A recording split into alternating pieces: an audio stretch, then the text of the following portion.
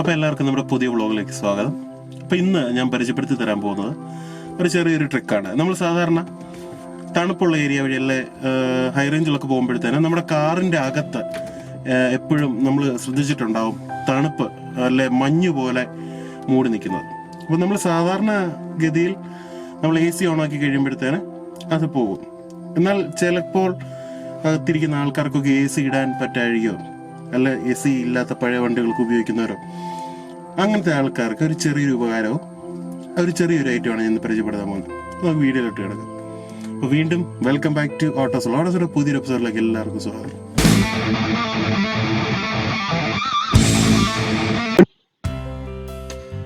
നിങ്ങൾക്കിപ്പോൾ കാണാം, ഇതിനകത്ത് നമ്മൾ 2 ഗ്ലാസ് ആയിട്ടാണ് തിരിച്ചിരിക്കുന്നത്.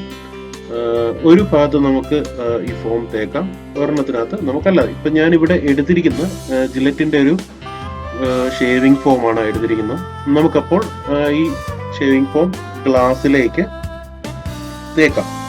അപ്പോൾ ചെറിയൊരു കുപ്പി നിങ്ങൾ എപ്പോഴും വണ്ടിയിൽ സൂക്ഷിക്കുകയാണെങ്കിൽ നല്ലതാണ് ഇങ്ങനത്തെ അവസ്ഥകളിൽ. അപ്പോൾ ഈ ഷേവിംഗ് ക്രീം നമുക്ക് ആദ്യം ഒരു സൈഡിലേക്ക് ഒന്ന് അപ്ലൈ ചെയ്യാം.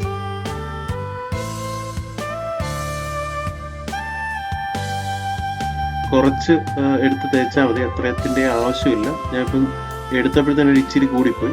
നല്ല രീതിയിൽ ഗ്ലാസ്സിലേക്ക് ഒരു സൈഡിലേക്ക് ഇപ്പോൾ ഞാനത് തേച്ച് പിടിപ്പിക്കുകയാണ്. മുഴുവൻ നമുക്ക് നല്ലവണ്ണം എല്ലാ ഭാഗത്തും കറക്റ്റായിട്ടത് തേച്ചതിന് ശേഷം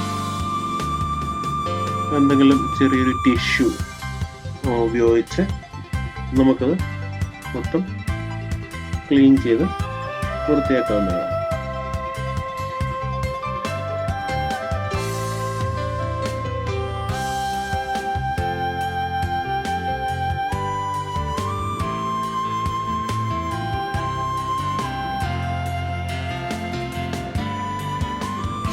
ഞാനിപ്പോൾ ഇവിടെ ഉപയോഗിക്കുന്നത് പത്രപേപ്പറാണ്. ന്യൂസ് പേപ്പറും വെച്ചാണ് ഞാൻ ഇപ്പോൾ തൂക്കുന്നത്. നമുക്ക് ആദ്യം ഈ ഒരു ന്യൂസ് പേപ്പർ എടുത്ത് വെച്ച് നല്ല വൃത്തിയായിട്ട് അത് തൂത്തതിന് ശേഷം നമുക്ക് വേറൊരു ക്ലിയർ പേപ്പർ എടുത്ത് മൊത്തത്തിൽ നമുക്കത് തൂത്തെടുക്കാം.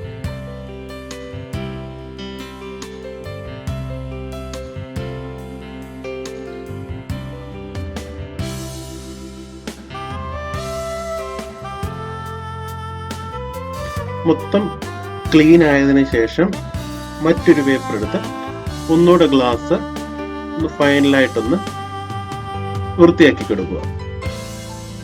അപ്പം അതുപോലെ ഇവിടെ ഇപ്പം മഞ്ഞ് അല്ല ആവി ഇല്ലാത്തത് കൊണ്ട് ഞാൻ ഇച്ചിരി ചൂടുവെള്ളം തിളപ്പിച്ച് അതിൻ്റെ ആവിയാണ് ഞാനിപ്പോൾ ഗ്ലാസ്സിലേക്ക് അടുപ്പിക്കാൻ പോകുന്നത്.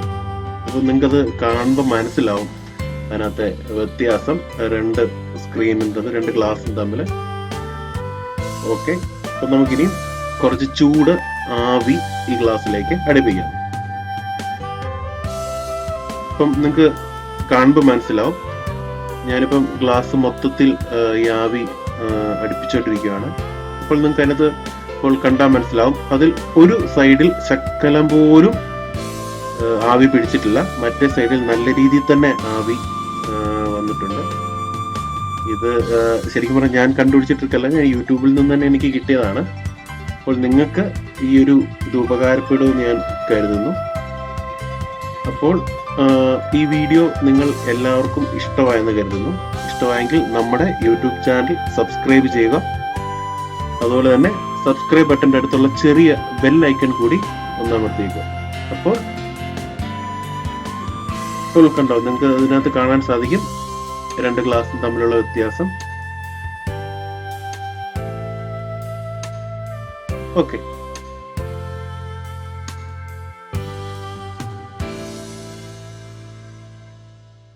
അപ്പോൾ എല്ലാവർക്കും ഈ വീഡിയോ ഇഷ്ടമായെന്ന് കരുതുന്നു.